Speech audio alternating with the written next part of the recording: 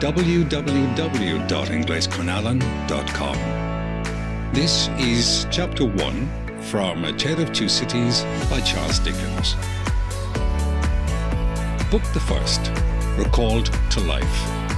Chapter 1, The Period. It was the best of times, it was the worst of times. It was the age of wisdom, it was the age of foolishness. It was the epoch of belief, it was the epoch of incredulity. It was the season of light, it was the season of darkness. It was the spring of hope, it was the winter of despair. We had everything before us, we had nothing before us. We were all going direct to heaven. We were all going direct the other way. In short, the period was so far like the present period that some of its noisiest authorities insisted on its being received, for good or for evil, in the superlative degree of comparison only. There was a king with a large jaw and a queen with a plain face on the throne of England. There was a king with a large jaw and a queen with a fair face on the throne of France. In both countries it was clearer than crystal to the lords of the state preserves of loaves and fishes that things in general were settled forever.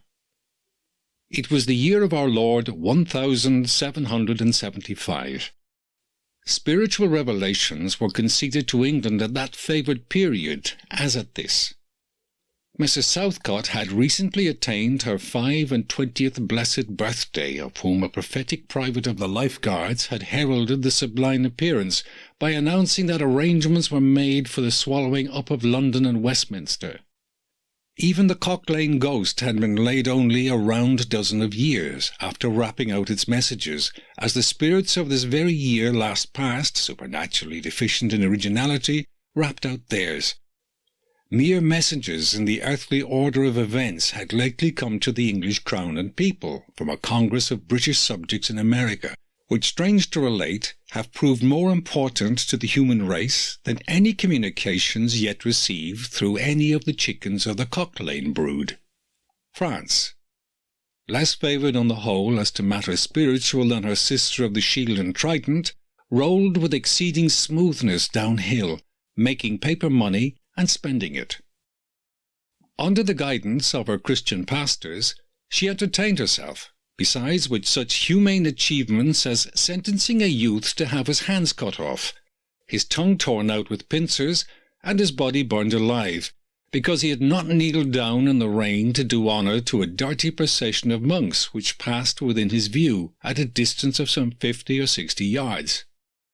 It is likely enough that, rooted in the woods of France and Norway, they were growing trees when that sufferer was put to death, already marked by the woodman Fate, to come down and be sawn into boards to make a certain movable framework with a sack and a knife in it, terrible in history. It is likely enough that in the rough outhouses of some tillers of the heavy lands adjacent to Paris, they were sheltered from the weather that very day, rude carts bespattered with rustic mire, snuffed about by pigs and roosted in by poultry, which the farmer Death had already set apart to be his tumbrils of the Revolution. But that woodman and that farmer, though they work unceasingly, work silently, and no one heard them as they went about with muffled tread, the rather forasmuch as to entertain any suspicion that they were awake was to be atheistical and traitorous. In England, there was scarcely an amount of order and protection to justify much national boasting. Daring burglaries by armed men and highway robberies took place in the capital itself every night. Families were publicly cautioned not to go out of town without removing their furniture to the upholsterers' warehouses for security. The highwayman in the dark was a city tradesman in the light, and being recognized and challenged by his fellow tradesman, whom he stopped in the character of the captain, gallantly shot him through the head and rode away. The Mall was waylaid by 7 robbers, and the guard shot 3 dead, and then got shot dead himself by the other 4 in consequence of the failure of his ammunition, after which the Mall was robbed in peace. That magnificent potentate, the Lord Mayor of London, was made to stand and deliver on Turnham Green by one highwayman, who despoiled the illustrious creature in sight of all his retinue. Prisoners in London jails fought battles with their turnkeys, and the majesty of the law fired blunderbusses in among them, loaded with rounds of shot and ball. Thieves snipped off diamond crosses from the necks of noble lords at court drawing-rooms.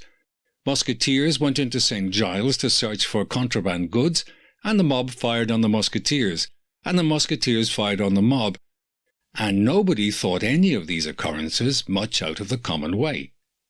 In the midst of them, the hangman, ever busy and ever worse than useless, was in constant requisition, now stringing up long rows of miscellaneous criminals, now hanging a housebreaker on Saturday who had been taken on Tuesday, now burning people in the hand at Newgate by the dozen, and now burning pamphlets at the door of Westminster Hall. Today, taking the life of an atrocious murderer, and tomorrow of a wretched pilferer who had robbed a farmer's boy of sixpence.